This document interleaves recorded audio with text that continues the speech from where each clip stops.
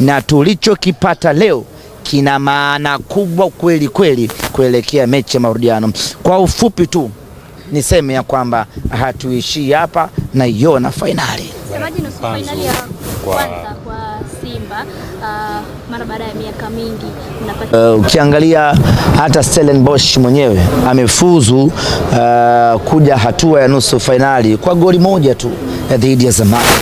Kwa hiyo hatua kama hizi robo fainali na kuendelea ni hatua ngumu kweli kweli ambazo unachokipata kina maana kubwa kweli.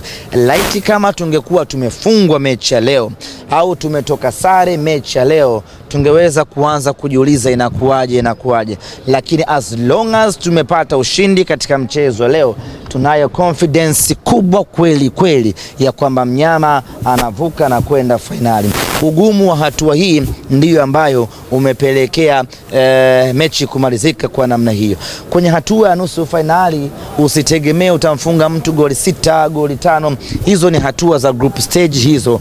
Unaweza kumkamata mtu kamkaanga kweli kweli, lakini ukishavuka kwenda robo fainali, kwenda nusu fainali, hizo huwa ni hatua ngumu kweli kweli ambazo zinaamuliwa na matokeo machache mno, either kwa goli moja, goli mbili, ama wakati mwingine hata kwa matuta. Lakini kwa Simba Sports Club ambacho tumekipata hii leo kinatuvusha.